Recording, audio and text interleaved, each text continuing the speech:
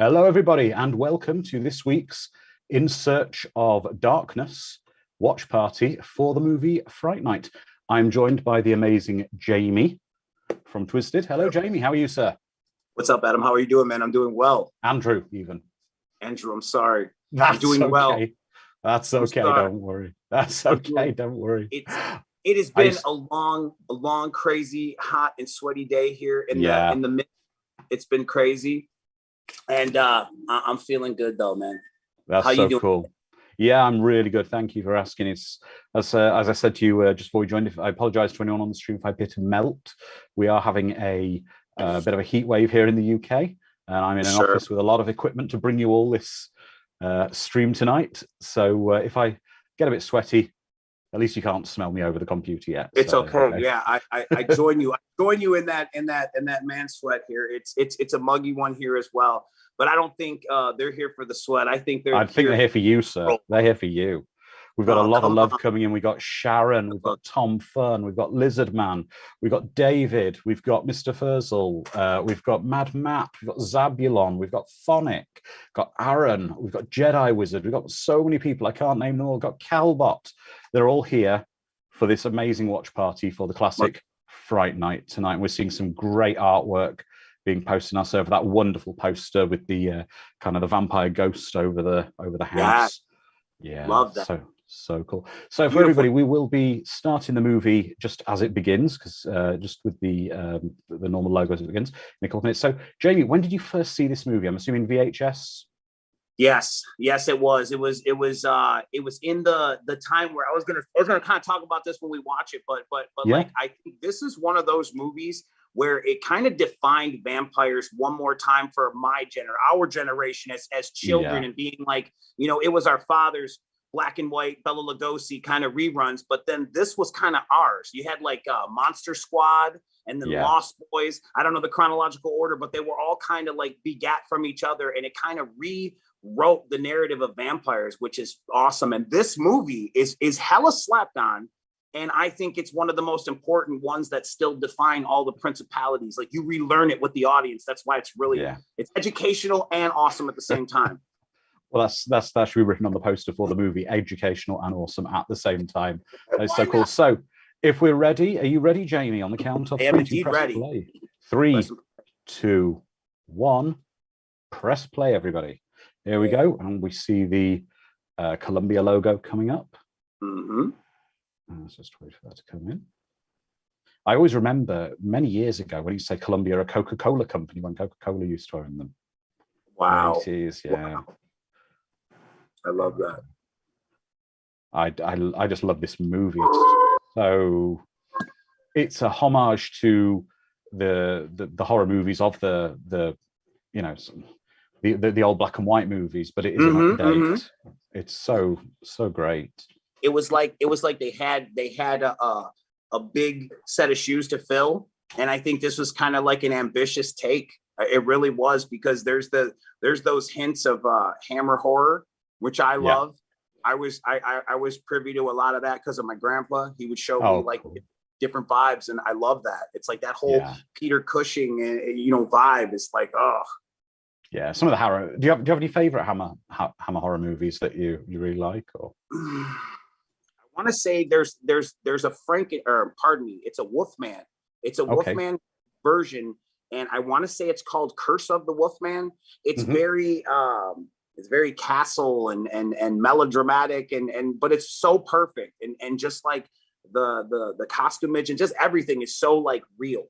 It doesn't seem like it's fake. And I know that sounds crazy because it is a horror movie and whatnot, but just the way that it's laid down is very in an artistic way that no one else could get that. It's cool to see that Hammer does stuff again. They did a movie a while back with I want to say it was like The Curse of the Red Ghost or something. I'm horrible with God damn it, I'll mess it all up. But I know what I'm talking about. Yeah, I know what you're talking about. I like there's a British one. It's kind of half Hammer and not Hammer as well. It's part of a British comedy film series called Carry On, and there's Carry On Screaming, which is a kind of a comedy Hammer horror movie. Interesting. Okay, I can get down with that. Yeah, very tongue in cheek. Yeah, I was gonna say there was a vampire one that was like that too recently that had a kind of a comedy horror kind of vibe too. was supposed to be, everybody kept telling me to see it. And it's one of the ones that slip me every time it falls into my, you know, you're at a store and you're going to buy stuff, but you automatically can't remember anything, you know? I love it. We've seen Roddy McDowall in some really bad sort of de-aging there with a dark wig on him. Love that. We've got a question already from Sharon in our community. How do you rate Chris Sarandon's vampire, Jerry, in this compared to other vampires in movies? Where do you, if you're tier listing your vampires? If I'm tier listing my vampires, I'm going to say on a scale of 1 to 5 fangs, I would say that he is a 3.5. There is strong swagger. He kind of comes off as this ladies' man, which we all know Dracula to be, but never was that boisterous with. And this one, he's got like the V-neck down, his taco meat's hanging out, he's ready to party, there's ladies, there's drinks, and it's like, that's Dracula? Oh yeah, that's modern Dracula. You know what I mean? And that's what's so cool about it to me. So definitely 3.5 fangs on a 5 fang. Okay. Scale. I'd probably say, I don't think he's quite up there with Max from Lost Boys though, because Max is a sleeper vampire, isn't he? He's the Yes. Yeah. And something about and when you see the kind of the persona that David puts on in Lost Boys, where he's got that like he goes from this kind of a badass, and you think it can't get any worse, and then you see him full vamped up, and you're like, oh my God, it's like again a different take that anyone can be a vampire. That's what, again, shifting the rules, man. This here, it's still kind of it's that certain age bracket. It's that guy with that swagger and demeanor. Only he can be Dracula. When we just define vampires, and yeah, man, it can be anybody. Break the mold for the vampires. Anyone can be a vampire. For real though. Oh, totally. We're just seeing this kind of cable show, Fright Night cable show. Yes.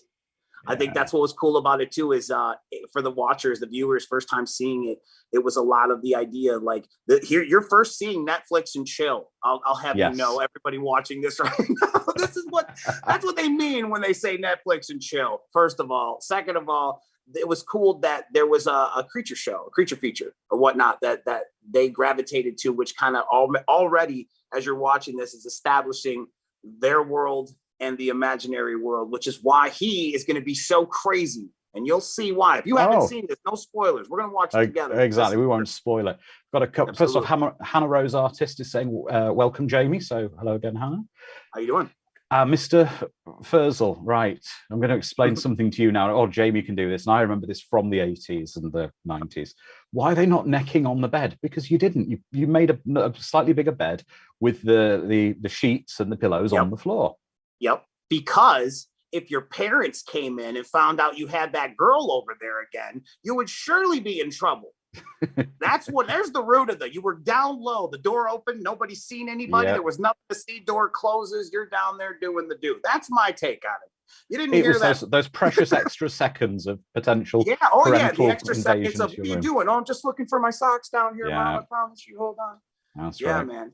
Yeah. And don't forget the other thing as well. If you're ever getting interrupted by your parents slightly at that kind of thing with any lady friends or whoever, if they came in, like if they've been out at the store or something, you'd be like super overly helpful to them. They'd be like, oh let me put the shopping away for you. Oh, let me help you with that.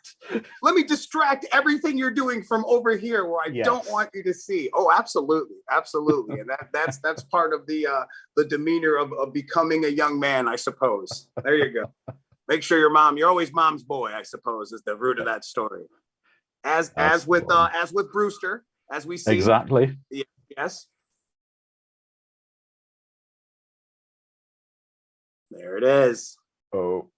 The law of the land. Yeah, there you go. That's it. There we go. And the moms. Yeah, I don't quite think my mother would have, if my girlfriend comes and says, you wanted to make love, I want to make love and you don't. My mother seeing that, I don't think that would have gone down well in the house.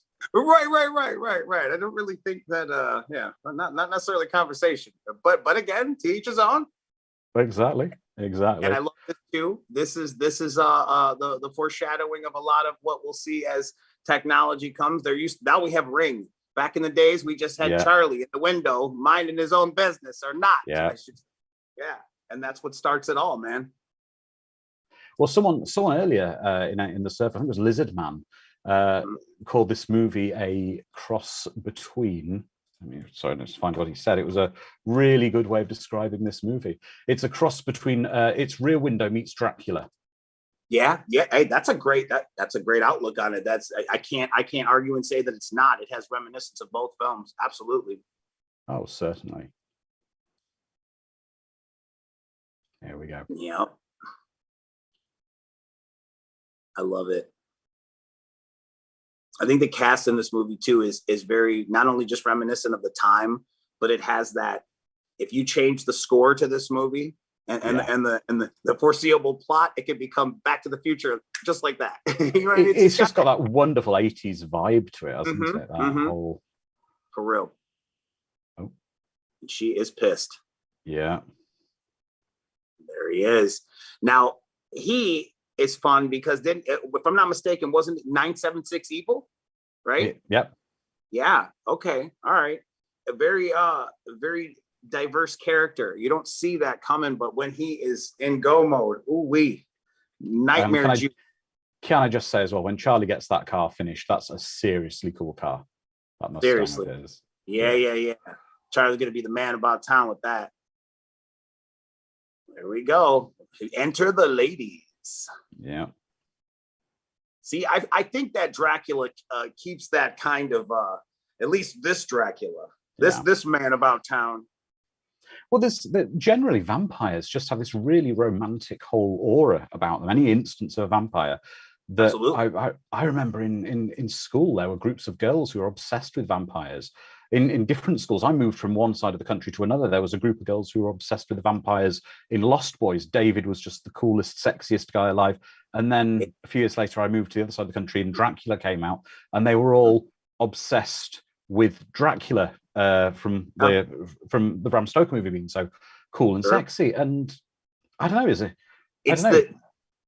I want to say it's the desire, it's the passion, it's the seduction of him, and in some weird crazy way, the command, see me, look at me, you know what I mean? And it's that maybe that might be what's visually captivating or emotionally captivating to the ladies and some of the gentlemen out there. I don't know, but nevertheless, I think that it's something that they have definitely accentuated on in this particular movie as we go forward with the idea of vampires and still having that sway. Because back in the day, Bela Lugosi would just kind of, do one of these cool ones and, just instantly everyone's like this, Yeah. But it's more of a, like he's Carla, one of my producers just said, ladies like an alpha male. I think maybe the way my wife words it is better. Every girl likes a bad boy.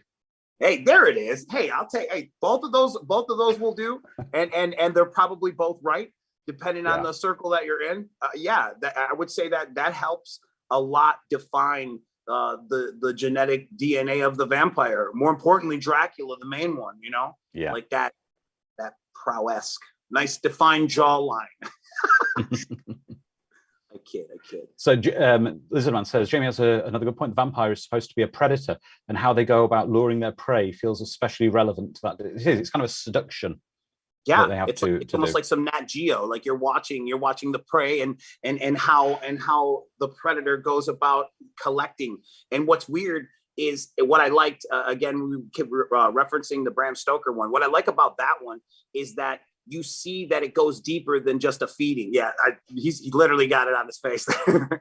But it goes deeper than just a feeding or creating some sort of a stable of children of the night. At the same time, in that version, you seen that he was a person with love of his own. Like that was a passion project, him going back and all of that stuff. So that's why I think that one hits so much harder with people, is because it shows you another layer that you're not supposed to see of Dracula. Like he's just supposed to be this bloodsucker and that's it. You know what I mean? Where this guy actually loved this woman through ages, through centuries, and came back for her, reincarnated. It gets deep.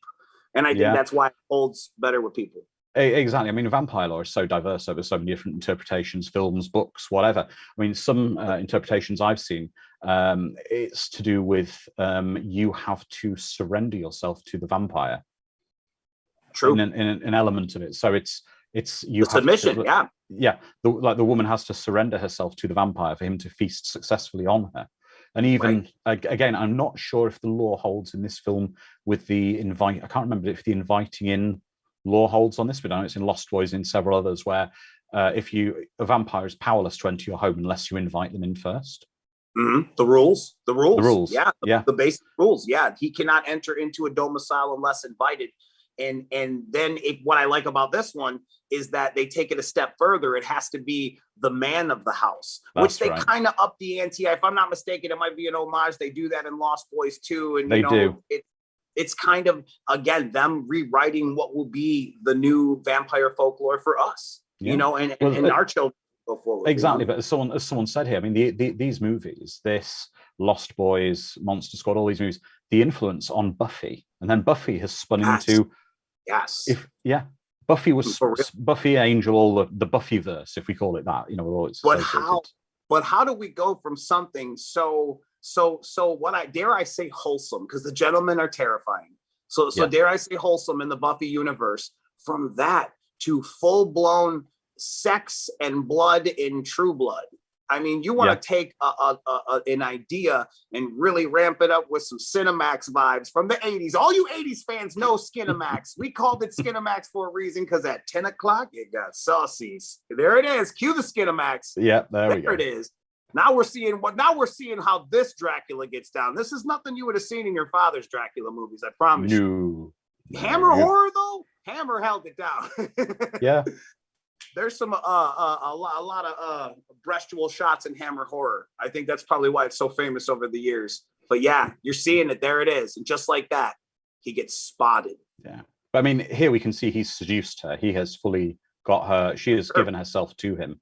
Absolutely. I mean, she doesn't know he's going to drink her blood, but For sure. And Charlie's the voyeur. He's watching creepily from some, disclosed area, and just like that, it's on. You seen me when you weren't supposed to see me doing what you're not supposed to see me doing. Look at the hand. Manicured. Well, Lizard Man just says, "You're ruining my mojo, Charlie." Right. I thought you was gonna say Jamie. I was gonna say but definitely Charlie. And then Charlie wakes his mom up. He's frantic. Yeah. And no one's gonna believe that and enter into the mass hysteria. And is that guy supposed to be like his Renfield in essence? Would you like him to? He's a familiar. Okay, there you go. I like that term better. Yeah. Because he's kind of like the Alfred to Bruce Wayne, but at the same time, he's much more than that. He's almost like a life companion in some senses, as if Dracula has no one, he has everyone. You know what I mean? There's no one special. Like, that's why the Bram Stoker's version was so great, because there was absolutely a definitive one special, and everyone else was after. That's what's interesting about this. Here we go. So Carl is saying that Billy, most viewers will conclude that Billy has some kind of ghoul or possibly a half a vampire who hasn't been fully turned. The other possibility is a golem made by Dandridge from sand and other matter in order to his protector. Like I say, I think they're commonly known as familiars. They protect. Fair. Okay. I'm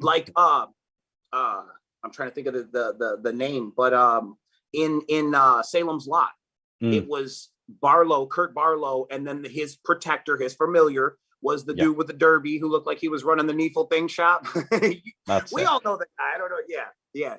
But the idea of the familiars is that they, while the vampires are supposed to be vulnerable and they're asleep during the day, the familiar can go out in the daytime and protect them while they sleep. Wow. I love that. Yeah. See, and again, another layer to that onion of folklore of what becomes, the most terrifying. Probably, I don't know what we say. Do we know if Frankenstein predates?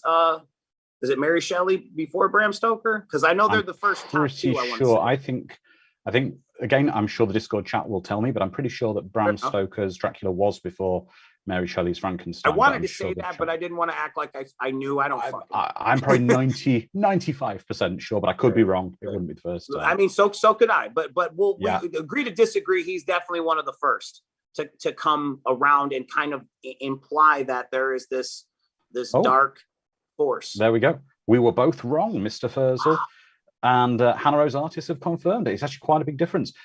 Frankenstein was 1818 and Dracula was 1895. Wow. Oh, so then, okay. So then I like the idea that as terrifying as to the root that the real Frankenstein story is, it absolutely scared somebody to be so creative that they invented or came about the idea of Dracula, which obviously will somewhere down the line begat the Wolfman and so on and so forth, you know, which is a great like unfolding of amazingness, because these are monsters that are like literally the forefathers to where now our generation almost has like that new vibe where it's Jason, Michael, Freddy, and what like the new Universal bunch, you know.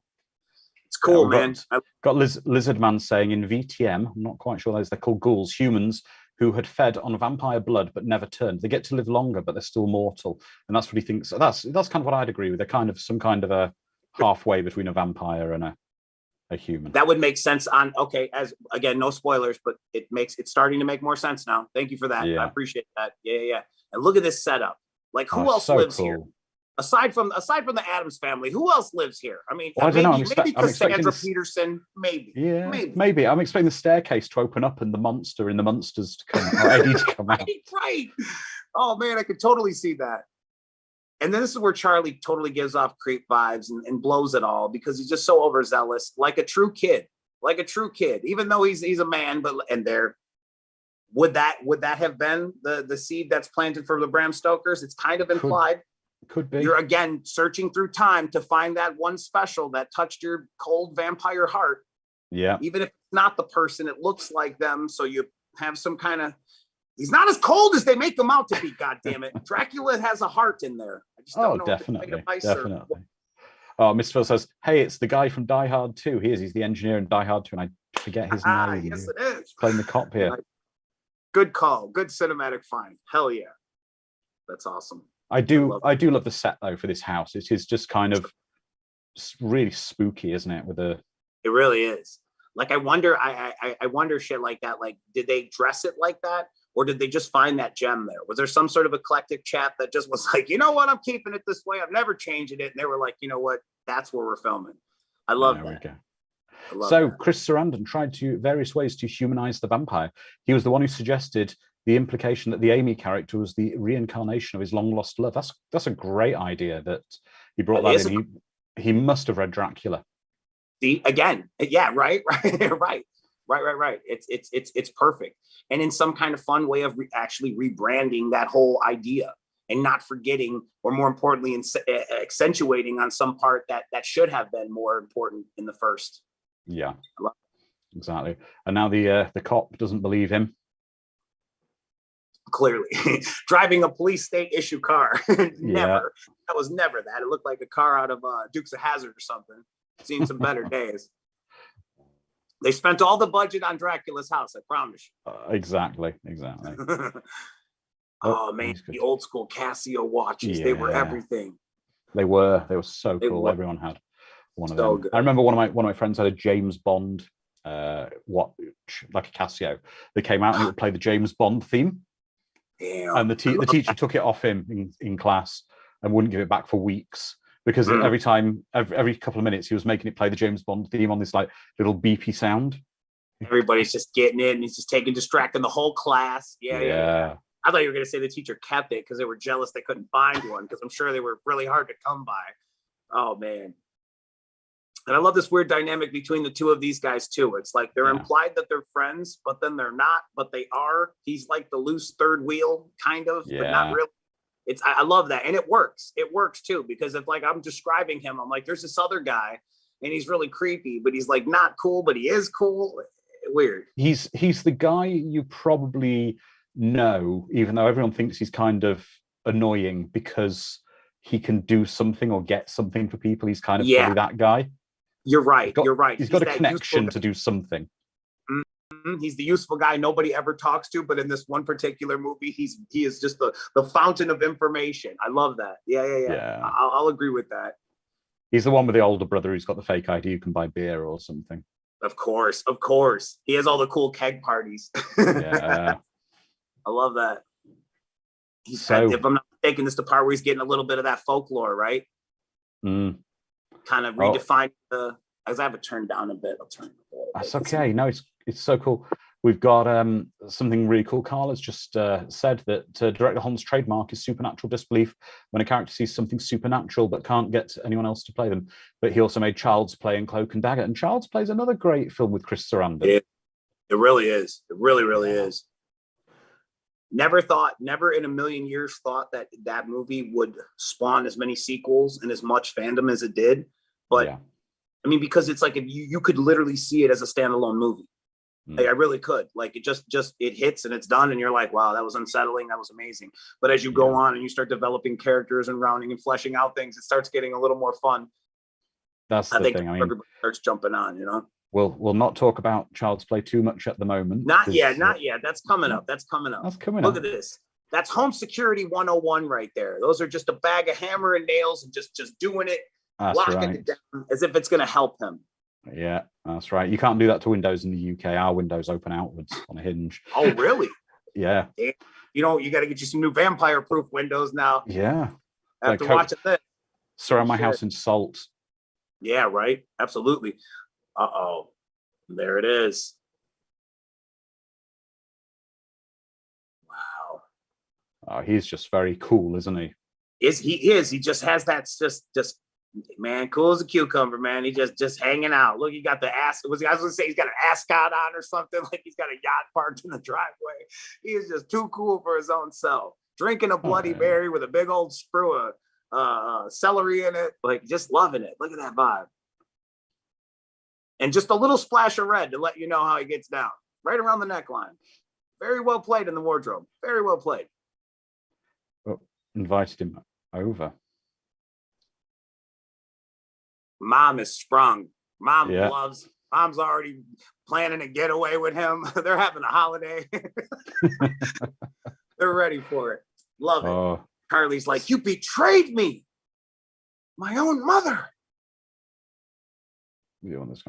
This is the whole thing about, so in this vampire law, entering the house only requires the head of the house's permission to enter, I believe, not the man of the house. Mm-hmm. Which can be taken as misogynistic nowadays. It so could we'll be. just say head of the house. We'll say head of the house will do. So the mother in this case is cool with me. Fair enough. Which Charlie would, and in this movie, he would still be what, a teenager, no? Yeah, he's high school. He's not 16, quite college yet or whatever. So, yeah, so 16, 17. There you go. So fair enough. Completely just shocked. Betrayed and shocked. I would say, though, that the mother, for whatever purpose, has either done extremely well in the divorce or when his father passed away, potentially, because that's a hell of a house to own as a single parent. Is. It really is. And she's just rocking pearls and just acting like, you know, she's Beaver Cleaver's mom or something, not a worry in the world. Doesn't seem like she just got finished with a long shift or nothing. She's just, I'm just making brownies. Good to see you, Charlie. And, you know, nothing to see here. I love that. Uh-oh. Great sequence coming up. Yeah. Oh, man. So good. I secretly think that this is what we all imagined would happen. If this sequence about to happen were to come true, we all in our minds believe this is exactly it. Just sitting there, and all of a sudden, it all goes to hell. Yeah, he's got his little crucifix in his hand. Hoping it'll save him. Yeah, and I think this is another part of we learned another part of lore here, don't we? If I remember correctly. Yes, that's right. We do. That it may be a weapon, but it only works in certain instances. Yes, indeed. And that's another part of vampire lore. Yeah, that happens in certain other movies, that they only work if. Well, we'll see. If you believe in it. There you are. Yep.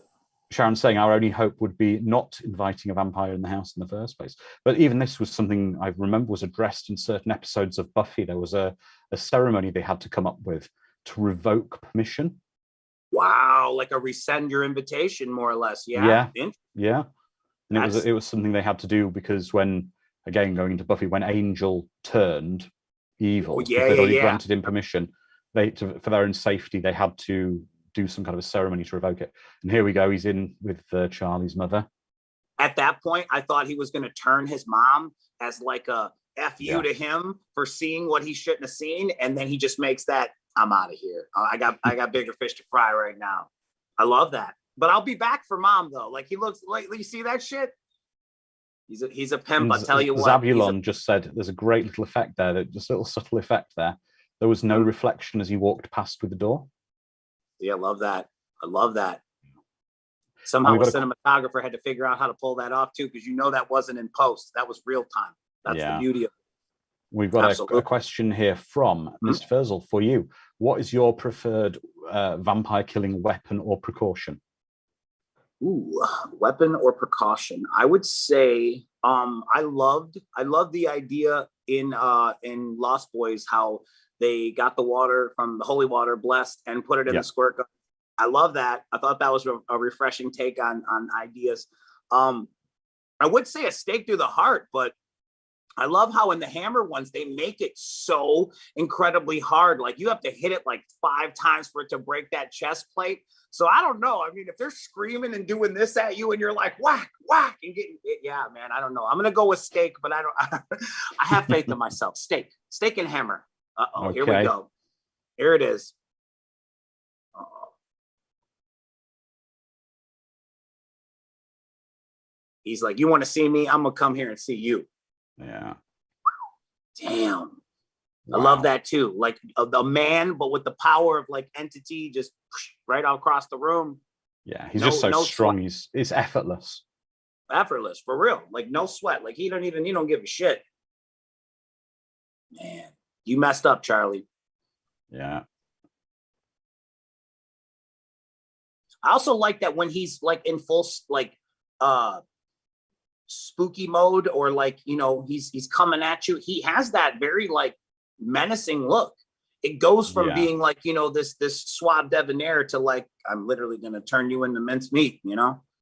Yeah, I just like, it's just how powerful he is. He's oh wow, he's got a pachinko machine in his room. Yes, and it still works too by the looks of it. Cool. What did? Very cool. I like how that adds to the validity of his character too, just showing how truly powerful he is. Just kind of makes him more scarier with every like act of that. The fact as well, now he could just kill Charlie like that, literally, if he wanted to. Just not a thought about it. Here's Charlie with some quick Jason Bourne like acting. Yeah. He's gonna look at that. Oh man, and there we learn right there.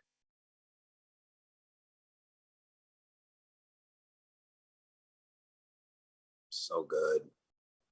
So good. Wow. Again, effortless. Just a little, all those nails, all that precaution for nothing.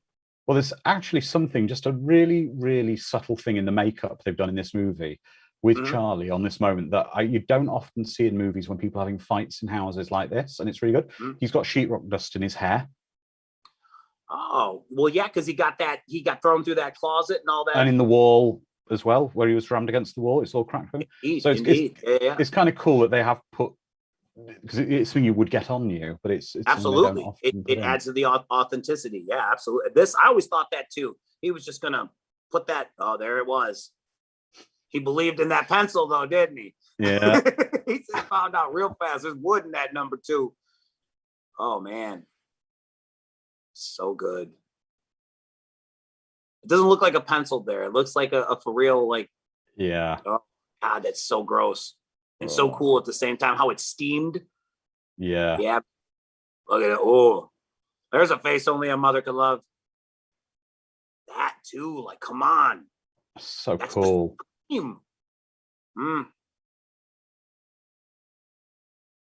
I'm getting like Jeff Bridges Fly vibes off of that. No, am I wrong? Is that the right name? Not Jeff Bridges. What's his name? That's Jeff Goldblum. Sorry, Jeff Goldblum. Thank you.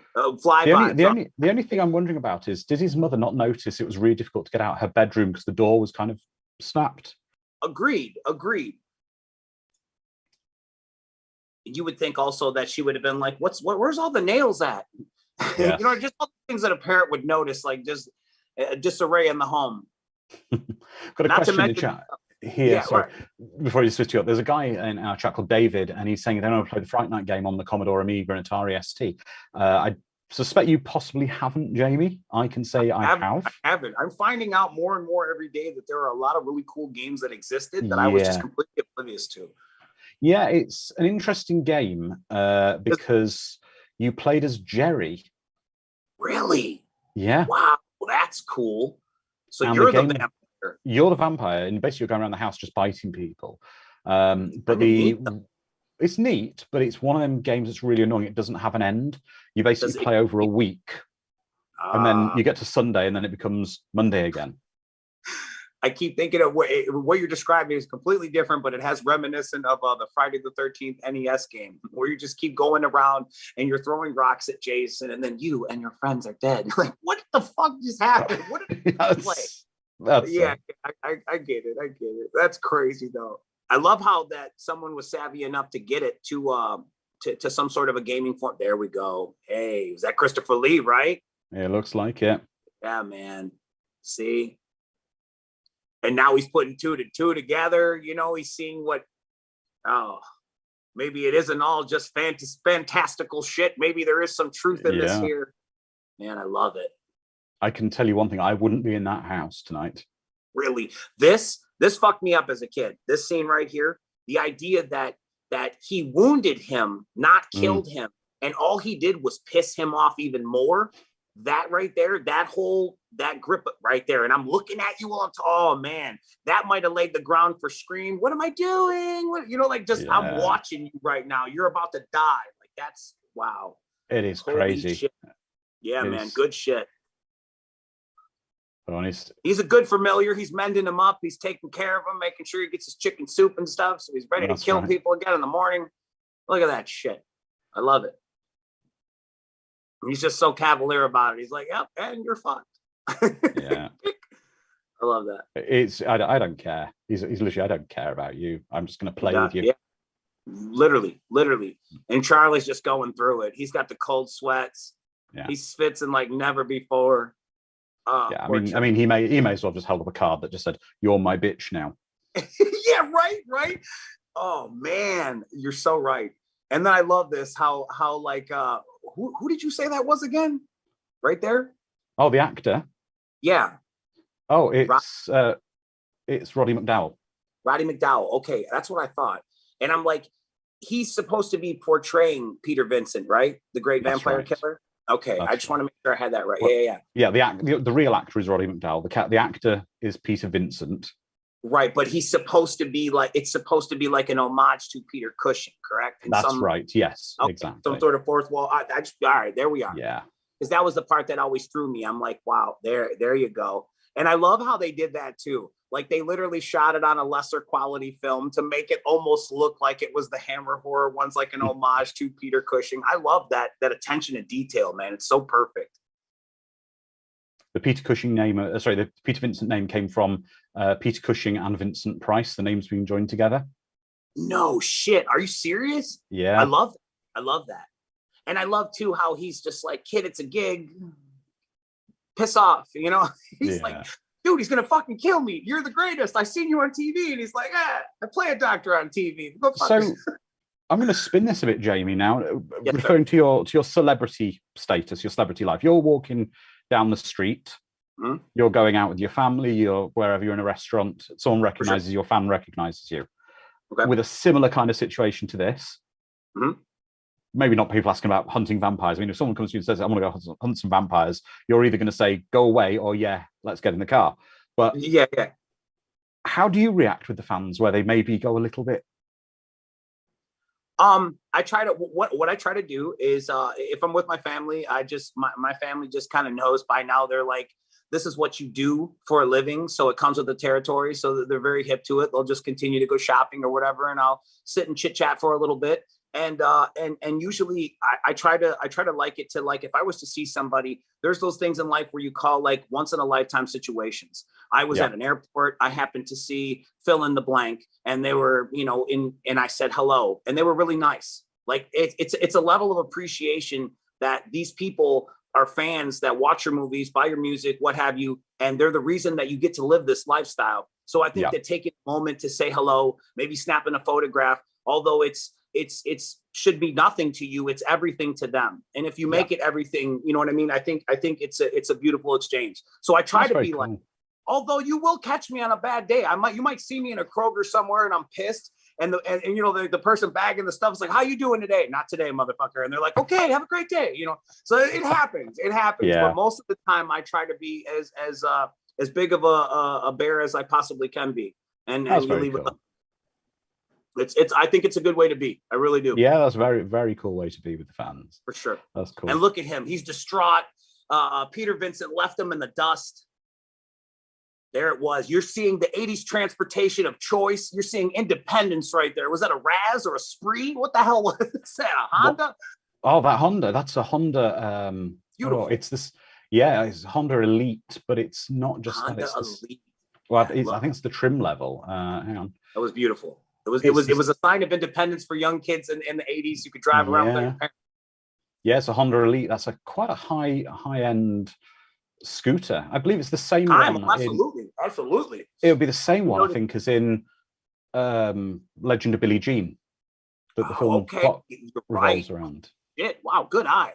That you're very true. I remember that. Yeah. Charlie fell off the deep end. While we were chit-chatting, Charlie fell off the deep end. He's got a full candlelight visual going on. He's draped in garlic. Yeah, it looks like a really cheap Italian restaurant in there now with all the candles and the garlic. Parmesan on that, sir. Oh man, I love that. Hell yeah.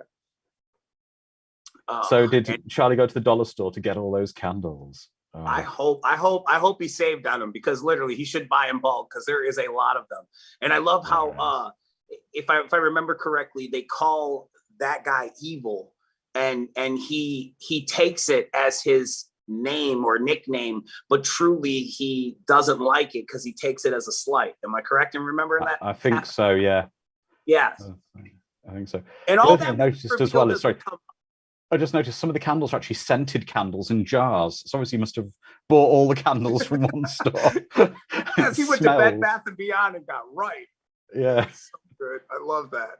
Oh, there's a store in the UK, and I don't know if you've got it over there, called Lush. Yes, I've heard of that before. Yeah. Have you ever walked past bombs and stuff like that and everything? Yeah, and soap. Have you ever walked past one? It smells. Yes, it smells of all types of amazing scents. And yes. Yeah, but it's like all of them at once, and you can smell it from about 30 feet away.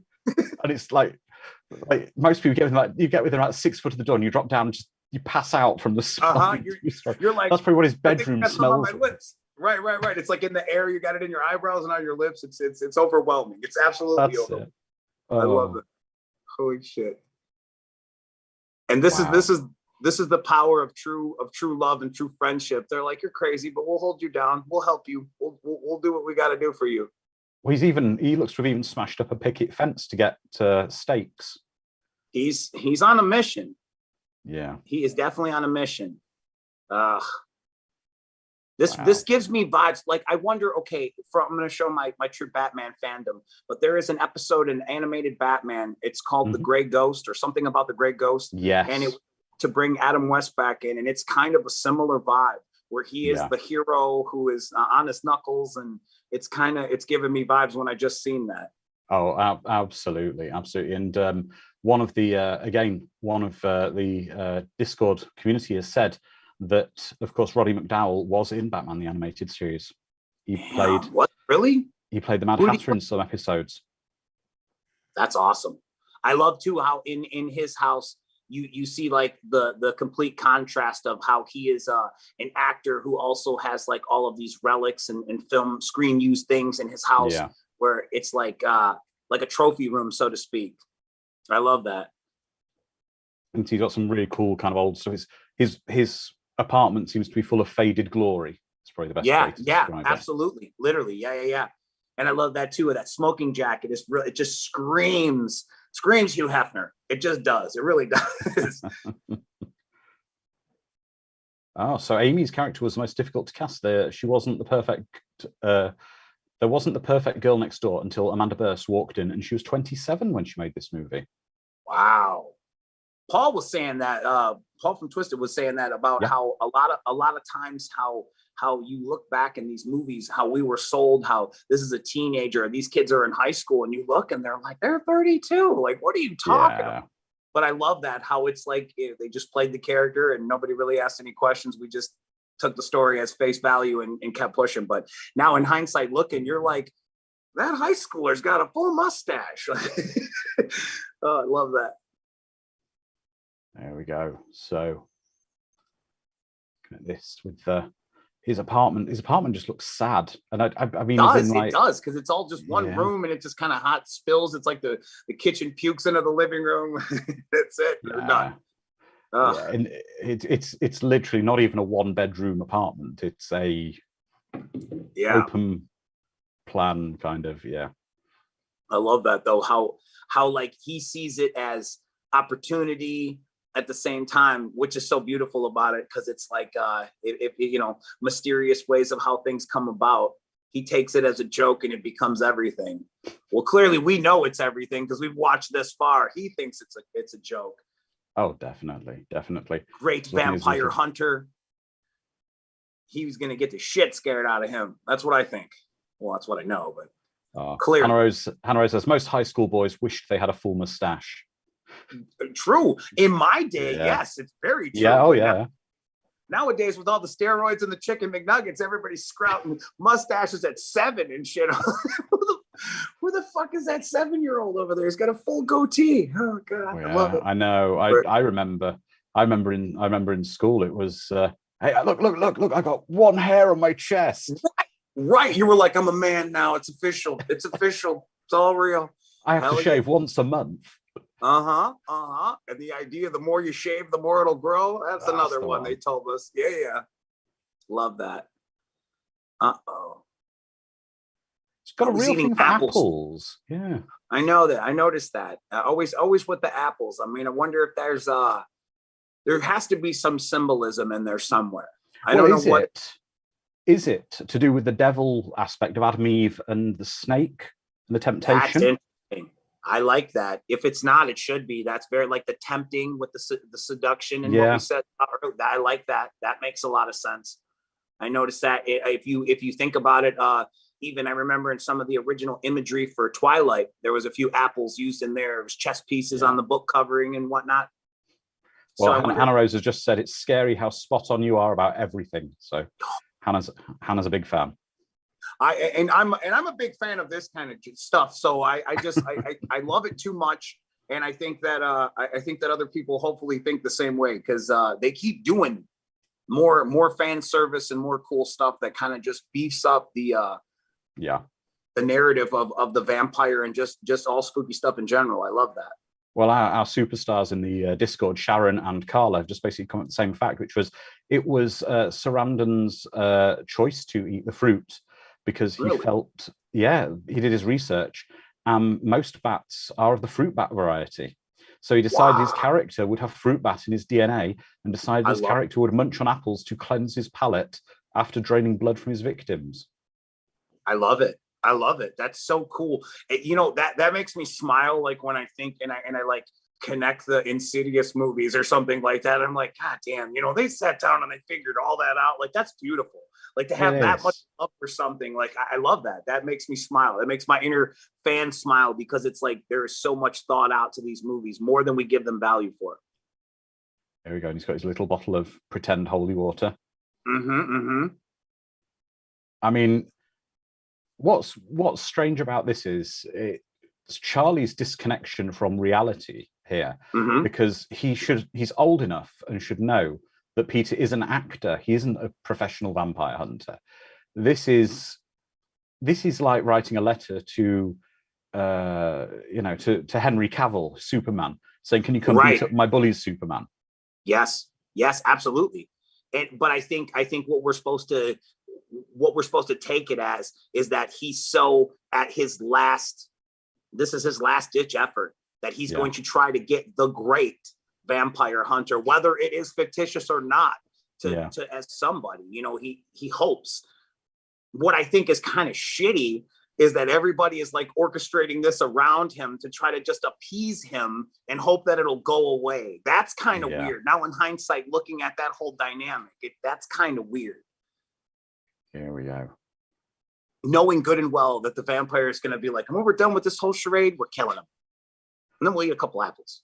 Well, Lizardman says that he agrees with you, and Charlie's just super desperate at this point. For real.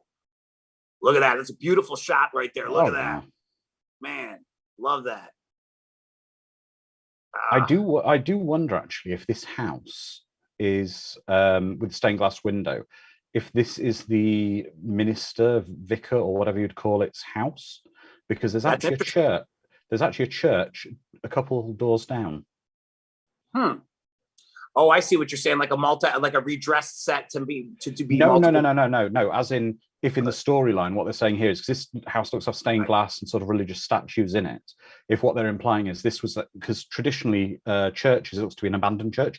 A church would have a house for the vicar or minister or priest who looked after the church to live in next door to the church. And what's crazy is, do you think in some chain of events that it was implied that he went there to be disrespectful or sacrilegious? Like, I'm the devil's son, and what a great place to live, but in the Lord's house, like, you know, like some sort of a jabbing with the stick. It could be that. I wonder.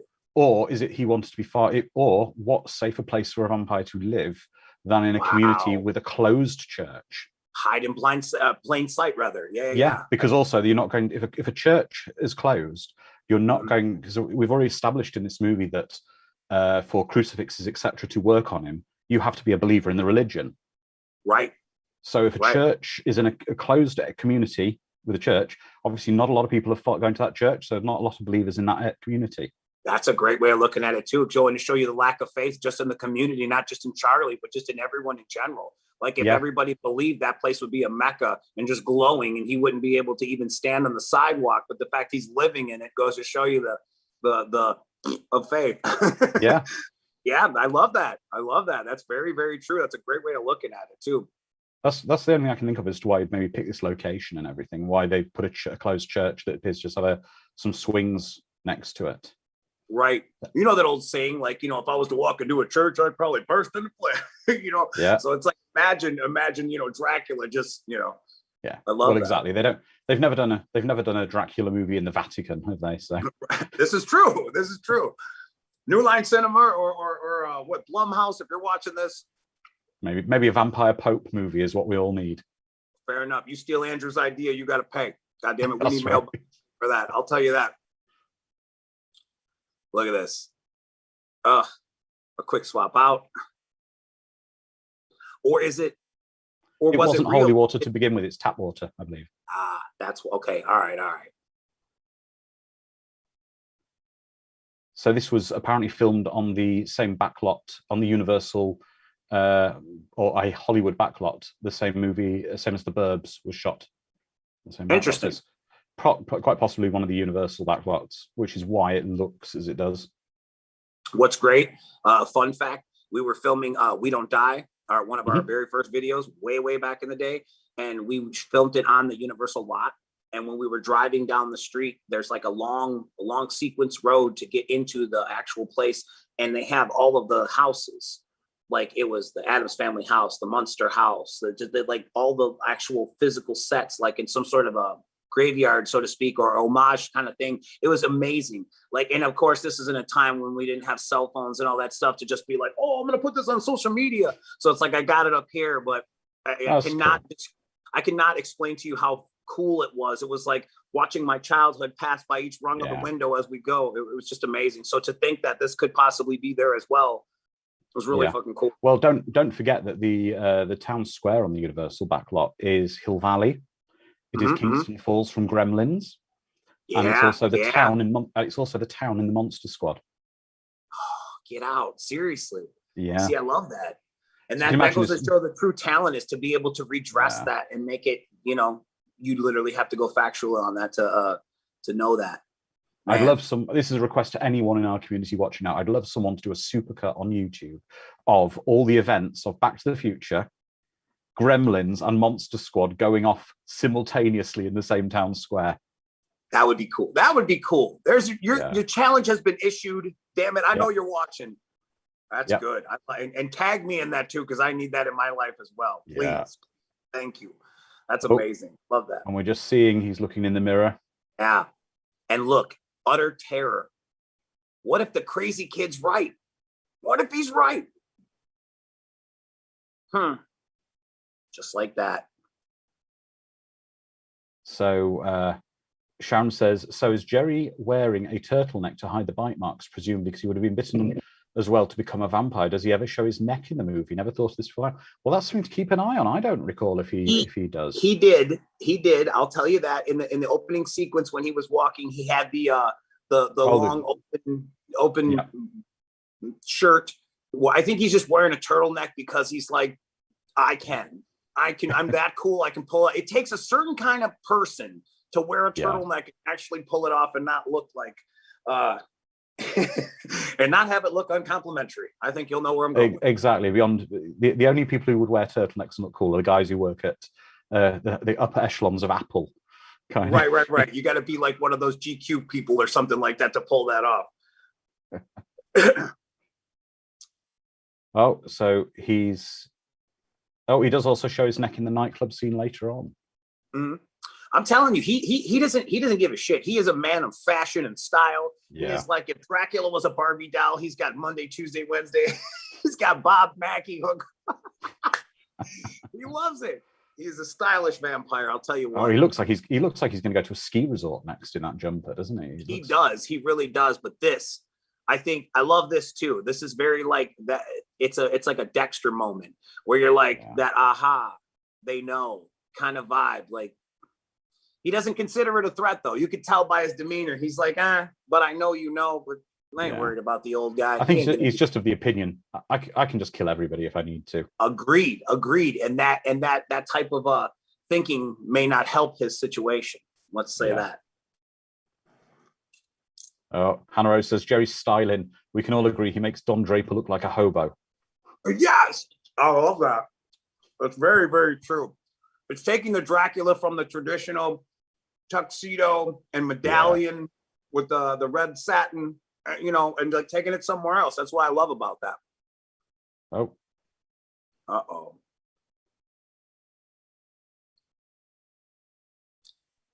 Could he be the boy who cried vampire? See what I did there? No, yeah. I love that. And truth be told, as we go forward, he may be one of the creepiest ones that we'll see. Like that, definitely. And I wonder if that was like what got him into the role, because I swear 976 Evil comes later after. And if I'm not mistaken, I think it even made it to a sequel, which is really crazy. But again, one of those, I like movies like that too, like individual episodes of Twilight Zone where they're like stand on their own stories. Yeah. And if taken that way with that grain of salt, they can be easier, palatable, and to enjoy. Because if you go into it with a big expectation, it's not going to happen. Here it goes. Uh-oh. Yeah. You have been chosen. But I feel like you should be doing this in the preloader movement. You have been chosen. Player one. There it is. Is it that Jerry knows that Ed feels he's always the butt of the jokes? He's always, the outcast. He's going to give him Ed wants some power. I do believe you. I believe in everything you say when it comes to that, because it's like, how else would you build your army? Yeah. You know what I mean? If in fact that is what he's doing here, picking generals, so to speak. Yeah. He's seen something in him he can turn. For sure. He's seen that dark in Evil's eyes. Yeah. Uh-oh. I get Freddy Krueger vibes from this. Like that alley sequence, you just wait for the big long arms to be,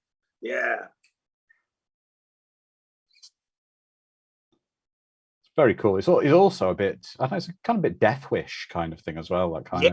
Yeah. The Charles Bronson. Yeah. I get you there. Just that I love that too. How it's it looks like the most gigantic alley ever in the world. Like any New York alley is not that luxurious and left to right. Like you could barely fit a compact car down there. Yet this one, I love it. Lots of places to run, and typical serial killer. He's just walking. Evil's on the jog, and he's just kind of strolling. But also, again, going back to Jerry and how stylish he is, that is an expensive fine leather trench coat he's wearing. Yeah, absolutely. He's not just wearing a trench coat. He's wearing, like I say, a fine, expensive cream leather trench coat, which is like a very cool. Hell yeah. I love that. They were really pushing the limit on showing how cool and contemporary this take was. And possibly how wealthy he was, because I imagine his clothing That was too. quite expensive. That too. Oh.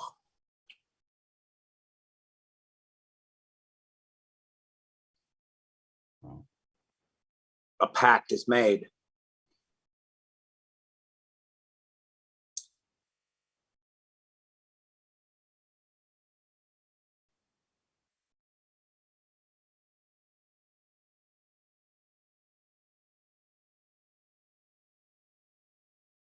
Grab my paw, and it's over. Yeah. There it is. Make you deal with the devil. Yep. Your life decisions just changed. That's crazy. Maybe wow. Yeah. That's a great shot too. That was very, very old school Dracula and almost a hint of Batman. The bring the cape through and block out the shot. I love that. Well, just thinking about it, with that coat, was that coat a choice as well? Because it's a leather trench coat. And as they say, bats have leather wings. Absolutely. Absolutely. And it was like wrapping his leather wing around him. Bringing it into the fold. Yeah. Yeah. Yeah. I love that.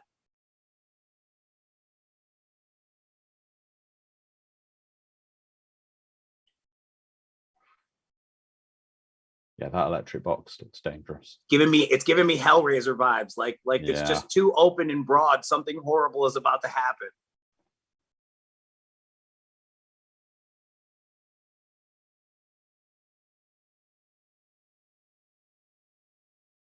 Right, this is the disco portion, isn't it? Yeah. That's right.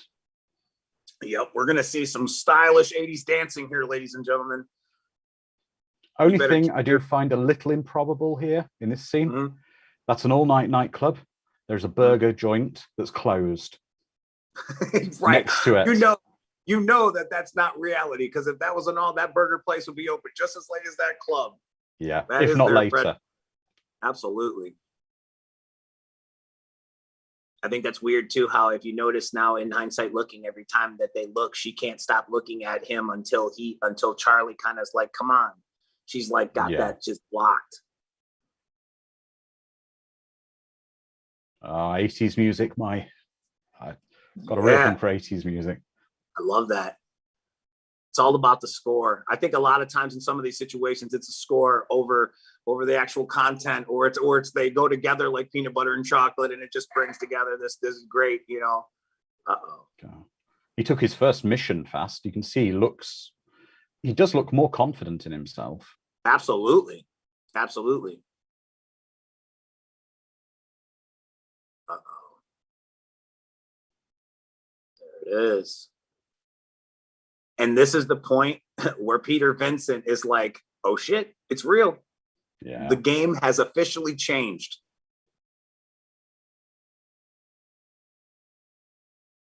I love how he plays it too. Like he believes it, but he doesn't. It could be a prank.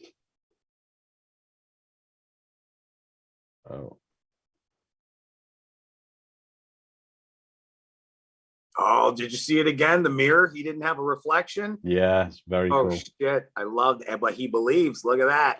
Yeah, he believes in the crucifix, that it'll affect him. Yeah, I love that. I love that. That great image with that X in the middle of his head. Yeah. Oh, that is nightmare fuel. I told you I told you already he was going to be terrifying.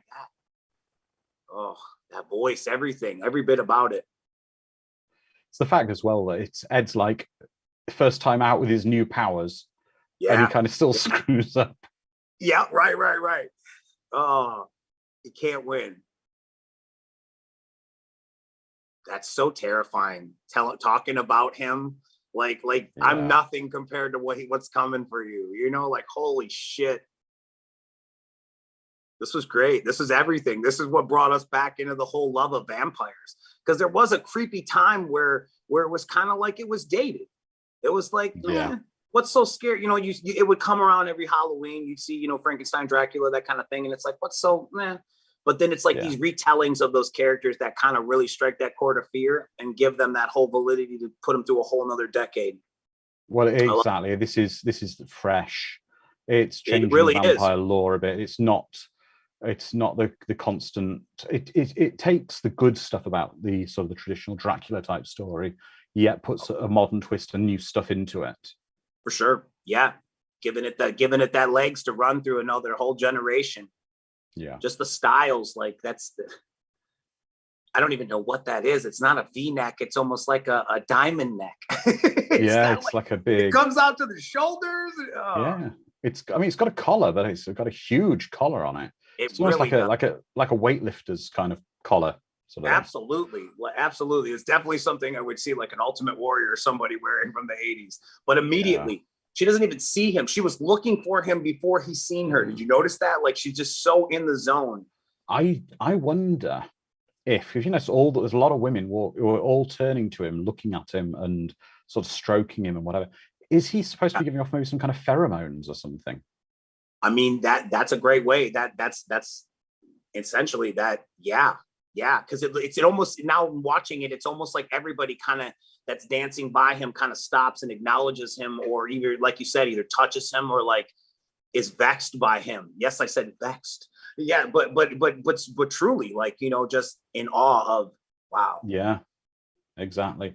I mean, I know there are in nature, there are certain creatures and plants that do this. The predatory beings do give off certain pheromones to attract their prey. And so is that something we're seeing here, where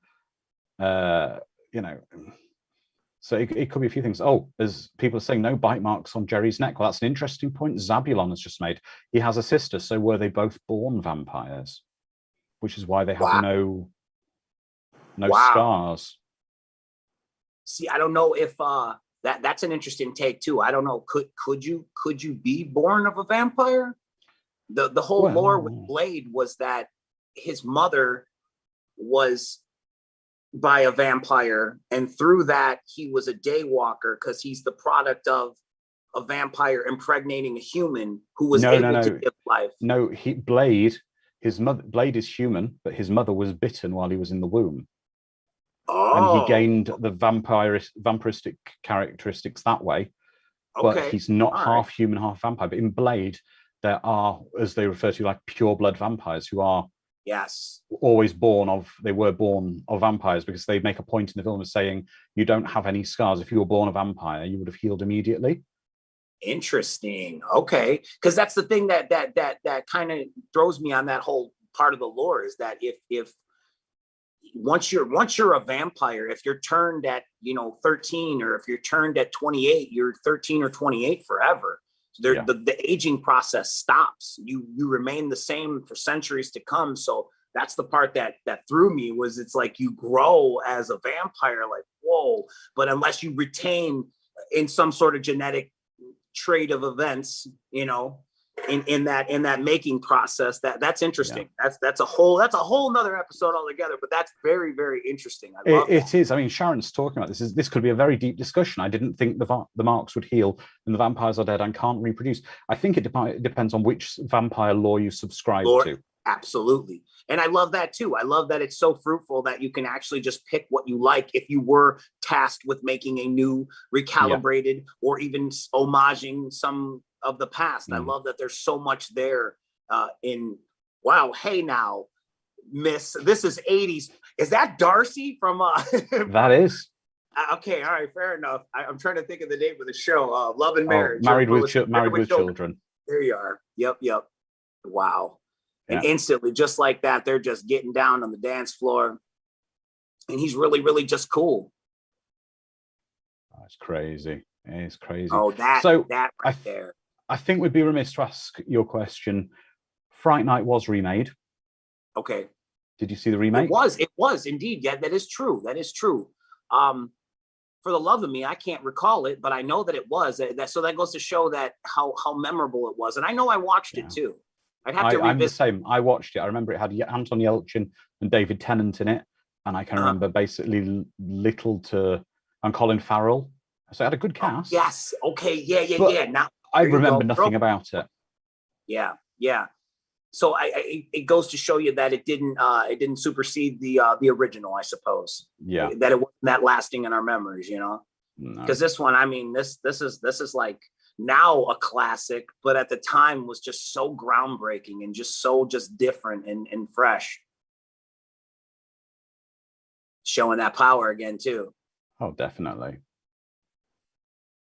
Like, I'm leaving here and I'm leaving with your chick, and there ain't really nothing you can do about it.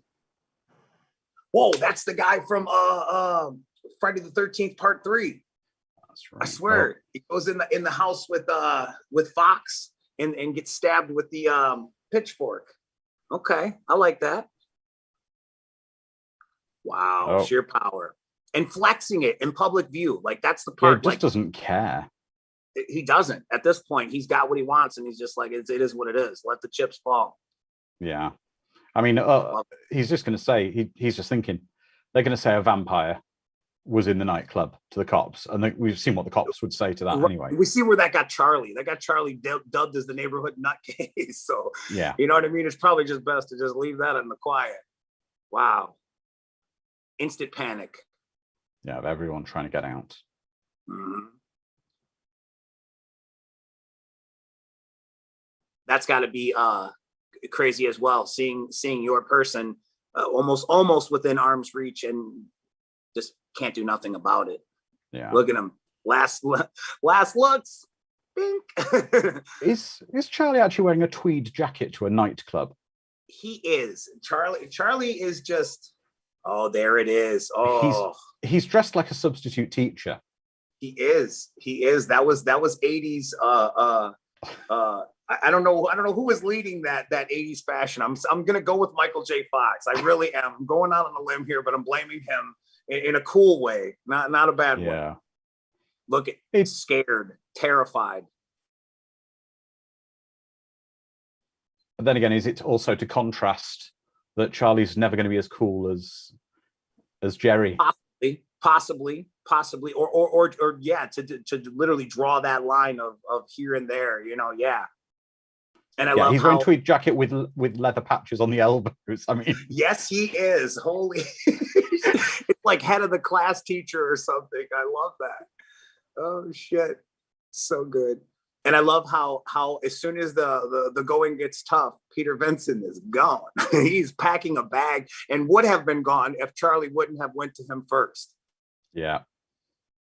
I feel like if Charlie would have missed the bus or the taxi, Peter would have been gone. Oh, he would have been gone. Dearest Charlie, I hope everything works out well. Oh, Carla's just saying she'd be getting the hell out of town too.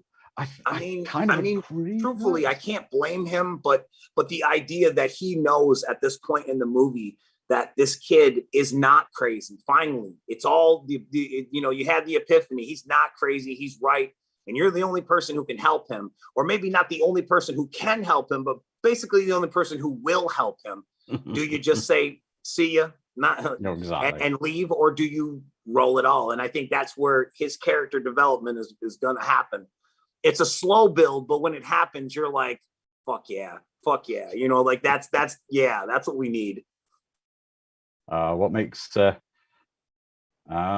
Mr. Furzel saying, what makes Jerry Dandridge so scary to confront, though? I feel like I want to date him more than run from him.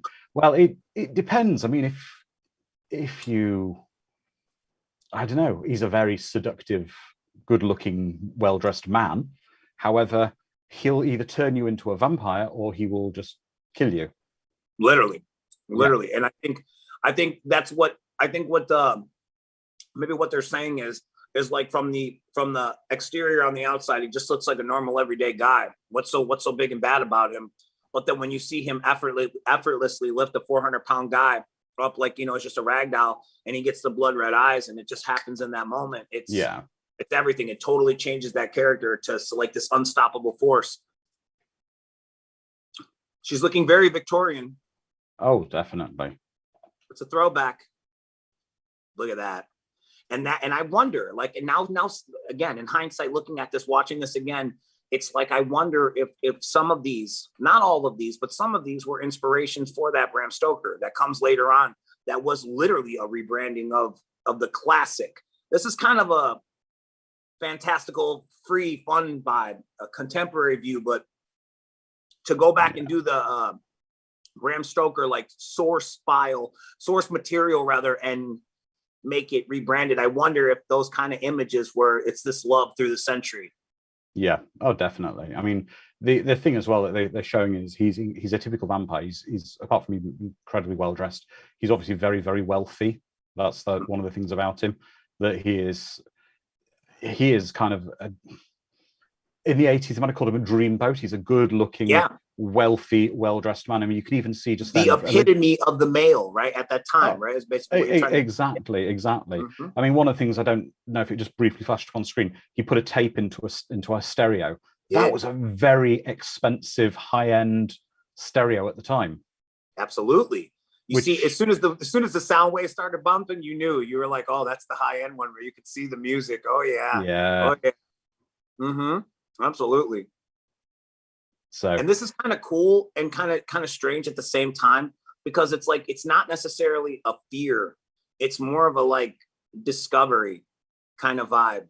There's really no like terror. She's like at the same time, and you don't really feel like it's fake. It's kind of like, she's like, I kind of understand what you're doing. I kind of sense this connection, and I'm just going to let it happen. Whereas everyone else, like this is fear, you know? So here's a question I'm going to put to the chat. I'm going to put to you as well, and wait for the chat to come back with the answer.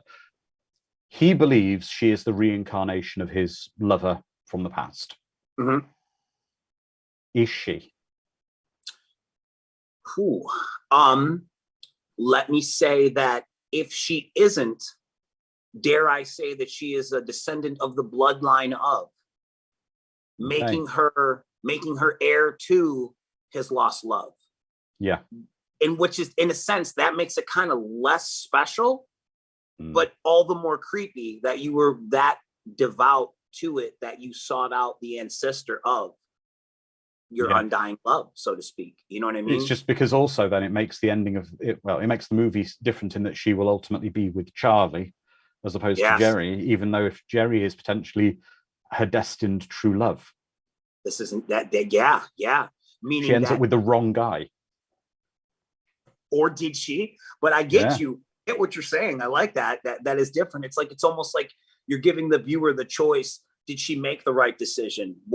Did she really turn and look destiny in the face and be like, nah, I'd rather be in this time frame with this guy with these really cool leather arm patches on the end, substitute teacher jacket. Yeah, the guy looks like he's taking math for the 12-year-olds later. Right. And he's got that medallion. He's rocking it like old school Bela Lugosi style. He's got the vibes. He's got the open neckline. He's just like, I'm ready to hunt vampires. Here we go. There's that character development we talked about. It's like, well, if we're going to die together. Which ultimately, in my opinion, is a good move for him, because seeing how vindictive Jerry is, chances are, if you don't nip this now, he's coming for you later. You're just not going to get on a plane, train, or whatever and disappear in a Peter Vincent land. He's coming for you. So might as well handle it in the upfront, I suppose.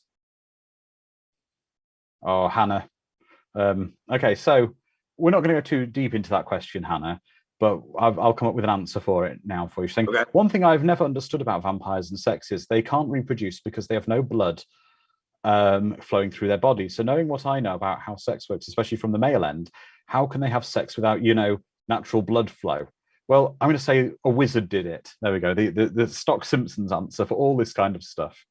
I'm gonna double down and co-sign for your answer, because I don't want to touch that one, because that is really, really deep. That's a whole level. And but interesting. Very, very interesting. Yeah. Very smart people in the chat room trying to break this down. I love that. I love that. I kind of love the fact he's got like a vampire hunting kit immediately available to him. Yeah, I was just about to say the same thing. It's like he came with the kill kit ready. Whether they be props from movies, he's deeming them official.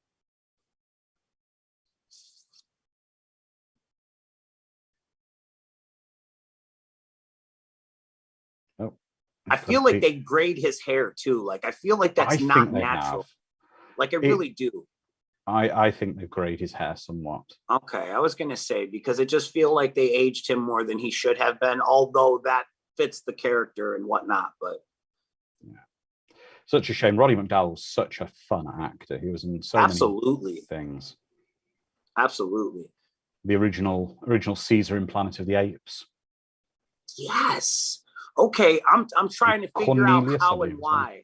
Okay, yeah. There you go. Oh, that's a great one too. Yeah. A great shot. Subtle, but just effective. Oh, here we go. I get it. He doesn't like collars very much. it's turtlenecks and little. Yeah. What is that? A Han Solo button up? I don't know what the hell that is. No, I'm sure it's very expensive and designer. It is. It's a linen of some sort. Very, very nice. I love this. And the challenge is on.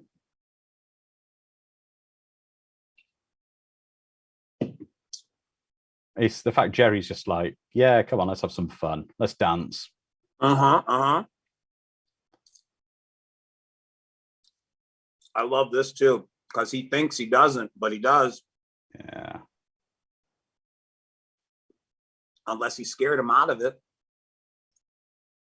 And he scared him out of it. He let his fear overcome his faith, ladies and gentlemen. That's what that scene is about. Overconfidence. He didn't realize it. When he fought Ed, it was very much like, oh my God, I'll try this.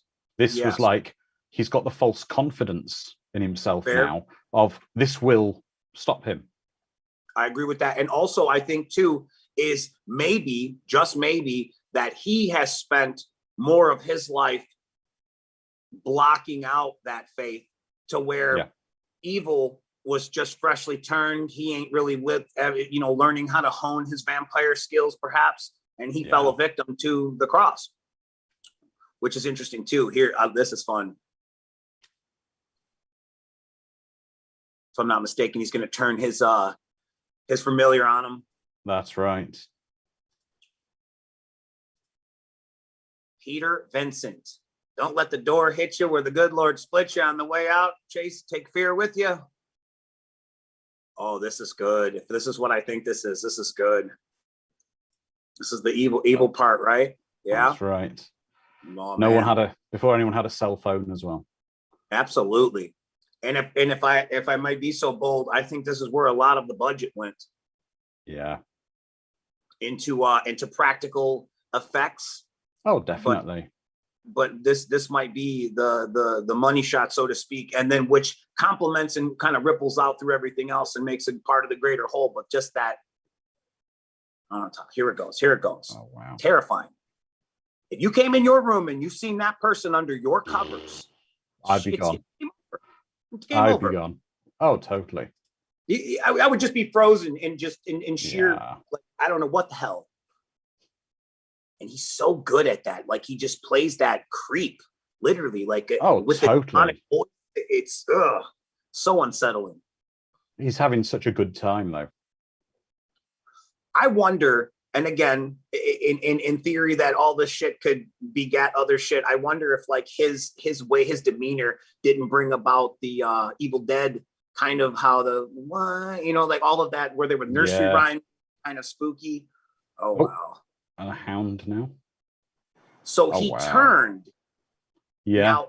Now, does that make? Now, here's the question: if the children of the night are the wolves howling in the original Bela Lugosi, he said, "Listen to them, the children of the night. They are the wolves." Yeah. Is that a homage? Quite possibly. Because you wonder why would he be a vampire and then turn into a wolf? Here it comes. Oh, well, in some vampire lore, they can change into other creatures. Interesting. Because we did see Jerry earlier turn into mist, which is another vampire type thing. Apparently they could turn into smoke and mist. Okay. All right. Fair enough. Look, telling you the budget on that right there is absolutely just, what the hell are we watching? Like, what? Yeah.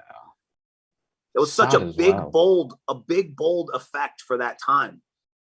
Oh, definitely. It's also quite sad. It really is. It really is, because you just see how he was used as a pawn. He wanted to be a part of something so greatly, and essentially he was just used as a pawn. And I love how they cut away just at the right time, show the transformation, and still, oh, look at that. Yeah, the transforming back into a human. Oh my God, how good is that? Yeah. Very much like that Freddy we watched. Yes. Where that opening sequence. Yeah. The reverse still works so good though. It does. It does. I don't know if you noticed as well, Jerry's house now is absolutely spotless. Yes, it is. When he just came through and demolished it. Yeah. Very true. Every room now, all the cobwebs are gone, everything's dusted. It's actually quite clean and tidy inside now. Continuity gets a check mark off for that one. But that right there, just so like, and he almost buys it. He's like, his heart, he let his heart and his better will go forward. Like, man, it's kind of sad. It really is. Yeah. Poor Evil. It's been stabbed by a balustrade off the stairs. Still a creepy motherfucker, Evil. You creepy bastard. Yeah. And I love that too. It's like you actually feel that emotion. Like he's like, what the fuck, dude? I made movies about this forever. Never in a million years would I think I'd be watching a fucking kid die in front of me who was a vampire turned into a werewolf. Like, what am I fucking seeing? Yeah. Oh, so good. Ooh. Yeah. Man. Lizardman says Peter's upset. He's crying and doesn't know how to handle it. And that's true. He doesn't. I mean, he's only done make believe of this stuff before. For real. Yeah, this is literally the big leagues. Like it goes from it went from 0 to 100 real fast, as they say. Oh, here we go.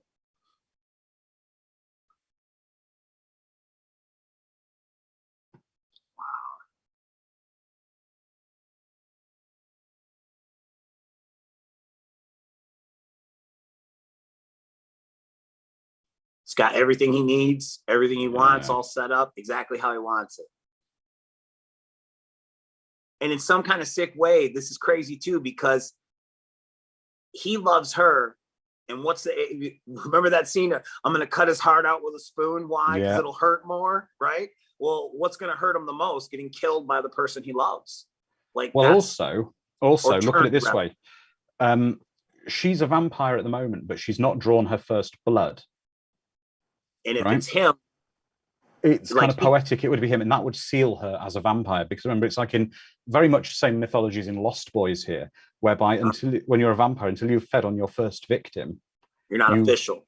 You're not official. If the head vampire is killed, you will revert back to a human. Interesting. So what Jerry is trying to do there is basically make him her first victim, which again is sick. It's it's his love rival. Sick and twisted, which I love. And it's like how can I up it? Wow, that's a great shot too. Like, how can I up the ante? How can I make it hurt him more? Not only am I going to turn him, and that's the other thing too that's fun about the lore is they in some certain circles they have the availability rather to turn or to just feed. Yeah. So do we imply that she would turn him or just draw first blood and she would have to feed? She'd feed on him. She'd have to feed. Because newborn, that's what makes it sick. If she's a newborn vampire, as they call them, they're supposed to be very hungry when they're newborn. And I love how Peter Vincent gets one kill under his belt and immediately he's Terminator. He's got a new demeanor. He's like, "Who wants it? Which one of you motherfuckers?" I'm a badass now. Yeah, he's ready for business now. He's like, "Who wants it?" I love it. And we got some comments in the chat here as well from some of the community. So, for example, Lizardman is saying that's just evil. He's going to make He's going to make Charlie kill her, or she kills Charlie. That's cruel. And then Lizardman also says they're going to have to explain a lot if Mrs. Brewster gets home from work early. Right. I love that. I agree with the first part though. It's like it's truly sick because, and it still messes with that element of the desire and all of that love and kind of really turns it against the person instead of celebrating it for the beautiful thing it is. It's used as a weapon, which makes it all the more sick, which is why it's crazy. Here we go. And we just see more Jerry's just playing with them. He's enjoying this. Truly. It's like a whole game of charades or something. Like he gets to puppeteer it all exactly the way he wants it. I know this iconic image that's coming up soon. I remember it graced every Fangoria, how you say it, magazine of the 80s, that image. Do we know who did the makeup on this actual film? I'm sure someone in our chat will tell me in the next few seconds. Fair enough. Because whoever it was really good, good for the time. And I love these shots. Like the cinematography is so good as well. Like he's outside of his own shit watching them from the outside. I love that. Yeah. You see she's kind of burning up. Mm-hmm. Got them cold sweats. Oh, Carla's post above answered James' question. Thank you, Mr. Ferzel. Right. So Richard Edlund was the head of visual effects, and his team had just completed work on Ghostbusters. Well, kudos to him because he did a beautiful job. Oh, and Ghostbusters was great as well. Ghostbusters was a good movie as well. Changed a lot for movies as well. Just in the idea of, if I'm not mistaken, a lot of the stuff in there, they were starting to experiment with green screens and taking it to that next level of, nowadays everything can be done in post. This was great too. This right here, because you thought it was done. You were like, he's just a regular guy. Oh, he believes now. Yeah. Well, that's Charlie. Charlie always believed. Well, first time I saw that shot where he cowered from the crucifix, I was unsure if he was just going to go like, oh, kidding, at first. Yeah, out like Phantom of the Opera. Yeah, I love that. That's cool. And I also like that too, how when he seen that his dude was down, he was offended. He was like upset. Like there was that moment of like, another one of mine has been taken. Yeah. I don't know if he believed it. That part, I can't really tell if he believed it or not, but this is great. Can't stop him. Love that. He said, I'm going to dump every last bullet in you, much like everyone would do at that point. But are they silver bullets or are they just normal bullets? Absolutely not. Absolutely not. They're not. Yeah. The fact that he's got a strap and he's a vampire hunter is already great. Oh man. Wow. Look at the strength on him too, though. First time we actually really see him do something like maybe he was close to being turned as well, or obviously we deemed him a familiar, but nevertheless, like I wonder, are we seeing like somebody who was like the first project? Oh, there, that's good too. That blood, slime blood. Yeah. Wow. Oh, and it was the stake, the wooden stake that really did him in. Yeah. Well, we're seeing him. Oh, this. They're looking like so slime cool. over there. Hell yeah. Wow. Just the little bits of bone and the little bits of fragment and gristle and whatnot. Just really push it. And that too, instantly. Dust in the wind, man. Love it. Love cool. It. Very, very fucking cool. And they're just like, holy shit, did we just see that? So good. So very good. Oh, so cool. So very, very cool, that death. Right. I just think there's something about the 80s deaths of bad guys where the melting effect is just something you don't tend to see now. It's really cool. Yeah, it's not done enough today. It's like we need to bring that back. We really do. Here it comes. She's starting to vamp up and get that look to her. I love it too, the banter back and forth that he has to kill her or whatever because he's just assuming that everything is tainted and the only way to kill it is with a stake. That's great. Yeah.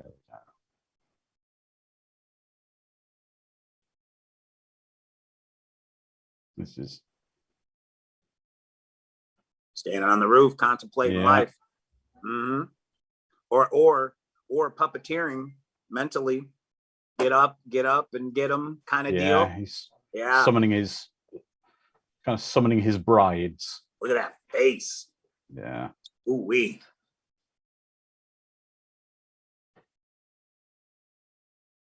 Very creepy. Very, very creepy. Yep.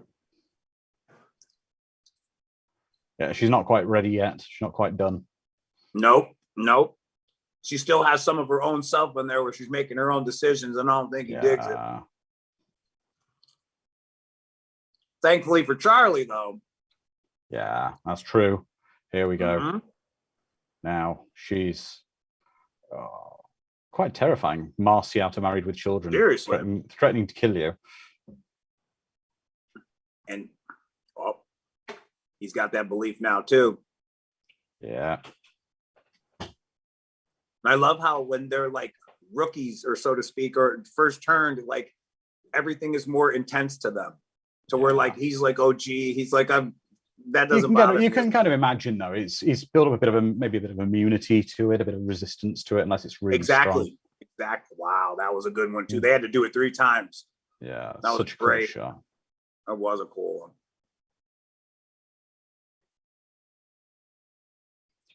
You can really kind of see the animal side of him coming out now. He's no longer Mr. Suave, sophisticated, and cool. It's like there's no need to put on a front anymore. You know who he is and show you his true form. Absolutely. That's a good shot too. It gives me Crow vibes. Like when he's standing Brendan Lee's on the top of that building with the sky outline. Love that.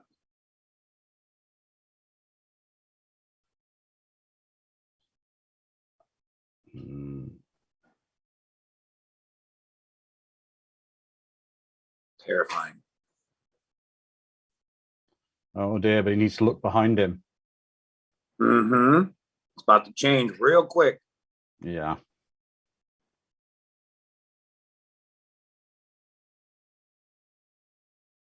Oh. It's like, I like that too, like how he doesn't pay attention to it, but he can slowly sense it. It's like whether the temperature's rising on his back or what have you. Like it's coming, like looming death, you know? Well, obviously he's obviously in fear of sunrise at 6 a.m. because he's got so many clocks to warn him. Absolutely. That's one thing that he hasn't overcome, obviously. Yeah. Wow. But the problem he's got now is quite the clock collection, does he not? Oh, he's got a lot of clocks, but I suppose he's realizing the game is up because he knows he's screwed, because even if they don't kill him with the crucifix, he's got the sunlight there, but to be safe, he'd have to go to his coffin, so he'd be vulnerable. And he's got no familiar to protect him now. That was great too. Look at that.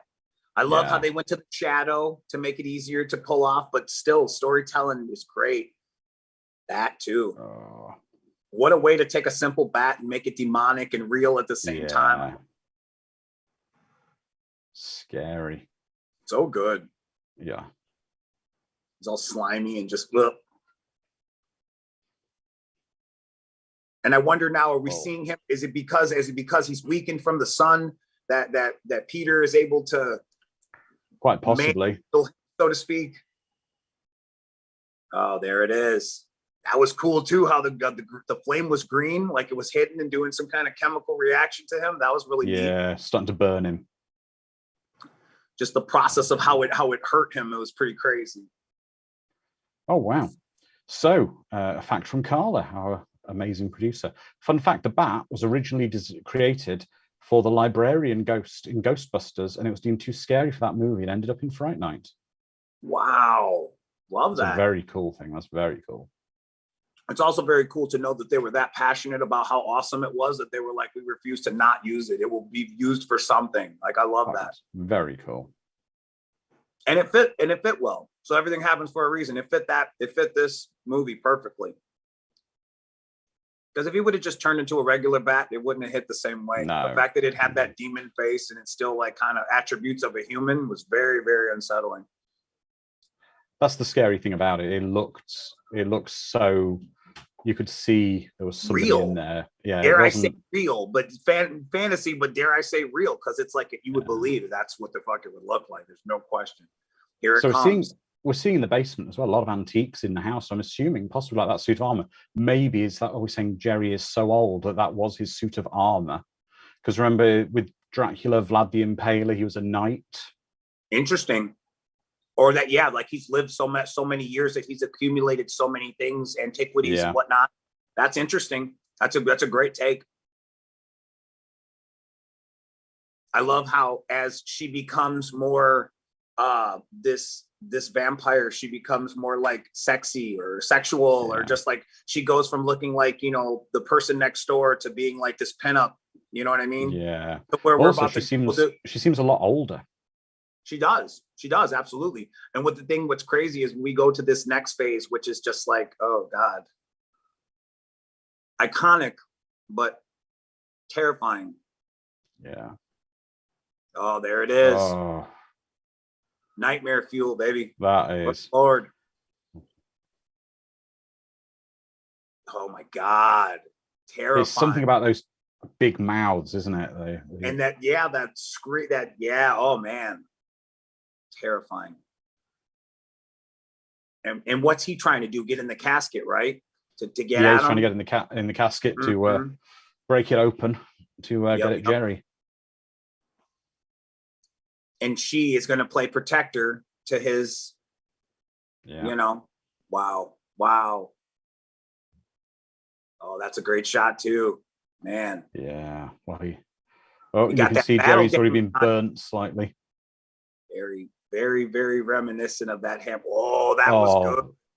That's a very Hammer type shot. That was too. I love that. I think, and that's why maybe this movie's so great. It's like the culmination of so many good films all in one. It really is, that kind of sort of sitting up like that. And oh, that was so good. Yeah. And then he fucked up by doing that. He just gave them all a great idea right there. Because in some vampire mythologies, the reason it's hard to stake a vampire is they have a protective bone layer over their heart. This way to really hammer the stake in. Breastplate, so to speak. Yeah, it's like it's like an extra layer behind the sternum. That's insane. Yeah, they gotta have otherwise they'd be vulnerable. They gotta have some sort of protection. Wow. Yeah, he's losing it now because he knows what's about to happen.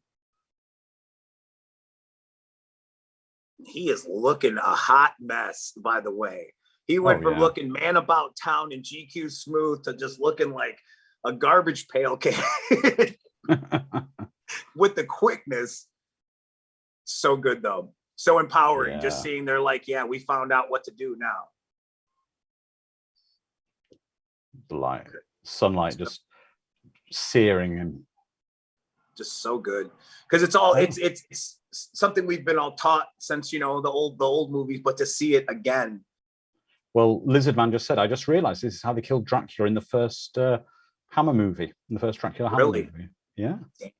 It's been a minute for me. I need to revisit that again, but just I love the imagery, and I love the idea that, it's this hands-on way of taking them out. It's a stake and a hammer. There is no, like this would, man, that's so good. Yeah. There's that green flame again. She ain't having it. Nope. She's keep her out the sunlight until she's reverted. And now that you say that about the Ghostbusters, I'm seeing a lot of like similarities, textures, and just vibe like that. It's good. Oh wow, I love the skeleton as well. The skeleton's kind of right. Like, are we supposed to say that that's his final form or his original form? It's true. I don't know. The bat wings and whatnot. That's great. So good. I love that. Very Jeepers Creepers-esque kind of vibe, you know? And just like that, gone. Yeah. And the first thing I'd be doing if I was Charlie would going home, tell them that I'm moving away now. Seriously, we are packing a case and being on our travels. Yeah, hell yeah. We are not living here anymore. I was going to say that Peter Vincent may know from his movies theory, but does Charlie know now that you kill the head vampire, it's all golden, or so he thinks? I don't know. It could be the head vampire, the vampire that turned you if you haven't feasted. But again, this is the kind of lore that we see in many of the other vampire movies of the 80s. Yeah, it's like everything goes good, and then there's that hug scene, and then a transition, and it's like it's all perfect. I love that, but at the same time, I wonder if, in hindsight, if it was addressed, like kill the head vampire, all that he changed will go back to normal. And then here's something for everybody in the comments to chew on. If you were turned centuries ago, and the head vampire who turned you killed, would you immediately age to your natural age in human years and then die?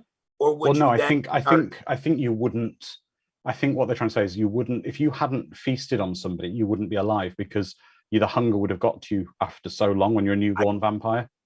I see what you mean. Okay, that makes sense. All right. Yeah. Look at that. So now they're buddies with them.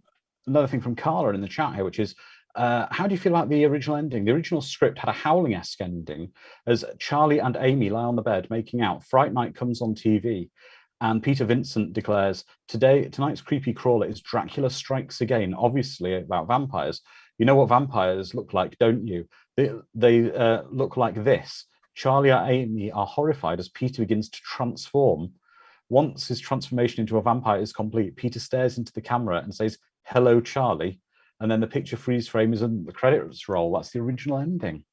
Oh my God. That would have made it a whole nother movie altogether. Yeah. Mind you, that sounds like it was written with the full intent of a sequel, where this ending that we get is kind of like we come to a summation, everything is all done in a nice, neat package, and we're on with our life, which again is good as well. You know what I mean? But that would have been wow, to show that now he would have been the new carry on the legacy of the vampire. Wow, that's different. I never heard that. Thank you for sharing that with me. I've not had. That's an amazing find, Carla. That is really amazing. Carla, man, that's amazing.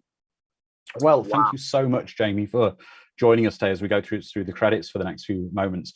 It was absolutely brilliant. This is just so much fun, such a fun film. Thank you for joining us. Thank you for, I mean, this is a movie you picked off our list that you wanted to join us for. And I believe I can probably say you're going to be joining us again in the near future, not immediately, but in the next few months. Child's Play. For Child's Play. Child's Play. Oh, that's going to be so much fun. But why did you pick this one? Because we just recently released a song called Neon Vamp with Danny Phil. Oh, cool. And some of my inspirations in penning the tune came from my favorite vampire movies. And there's a line in the song where it says, "You're getting down and I guess I'll just stand." And I remember how cool Jerry looked on that floor, and he's just kind of chilling, and everybody about him is just dancing, and there's like some kind of vibe, and it was definitely an inspiration to me in the tune, and I just felt like it was on the list, and it just screamed out to me. And I love the movie. It was a blast. So awesome that the movies influence your writing. I mean, do you watch a lot of movies when you're writing music? I don't as much anymore, but I feel that all of the time that I did was so immersed in like the blockbuster horror movie section and what have you, that kind of vibe. I feel that it was all for a reason. It was like on the job training or giving me a rich sense of storytelling or lore, how we discussed today during this program. Like that kind of vibe is just what will go on and craft other storytellers as we go. Like everybody borrows and is inspired by, and I think the true creators acknowledge that inspiration. Yeah, definitely. I think it's wonderful to hear that modern music, the origins of so many even modern things can be found in the past. Seriously, which is what's beautiful about these projects that we do with the In Search of Darkness projects, the In Search of Tomorrow projects. These movies of the 80s are so influential, and the lines can be drawn back through the years to where modern artists are influenced, and directly everything evolves. As we said earlier, you can draw quite possibly all the Buffy sort of transformation from this film, Lost Boys, etc., with the style and the style of writing, and then from the Buffyverse, we got kind of a lot of the kind of style of the sort of the modern Marvel type films as well, from some of the Whedon influences in there. It's amazing. I love how we watch it grow in fandom as well as lore. And I love how people took the liberty to add layers to it as we go to the right, like new age and vibe of the vampire lore or monster lore and stuff like that. And I think that's what's great about these monsters and why we say that they're timeless, because they truly are timeless, because the people who are yet to invent them are still penning it. Oh, definitely. And that's what's absolutely wonderful. So what have you got on at the moment? What's your latest thing? Where can people see you? What's on the agenda? Are you performing anytime soon? We have Astronomicon coming up. We have a show on Devil's Night We have there's a lot of stuff going on Facebook. You can check us out there. We just dropped a new song, like I said, with Danny Phil called Neon Vamp. We have a song with Spencer Charnas of Ice Nine Kills called Envy. Our album, Unlikely Prescription, is coming out September 10th. You can pre-order it now. A lot of fun stuff going on as always. We like to keep active, and doing fun stuff like this is always a blast. It allows me to be the kid that I still want to be. Oh, it's wonderful. It's wonderful to have you here. And as you know, you've got an open invite to join us anytime again. Thank you. So, thank you yet again for joining us. It's been so much fun. It's not work doing this. It's just a blast. It's hanging with cool people, discussing movies. So that's another of our movies from the Summer of Popcorn ticked off. We will be back. That's right. We will be back next week with Sci-Fi, and we're going to be watching Inner Space, which is a great fun movie. So we'll catch everyone in search of tomorrow for that. And then we will be back in 2 weeks' time, and we will have another guest, and we will be covering Fright Night Part 2. So we will see what happens.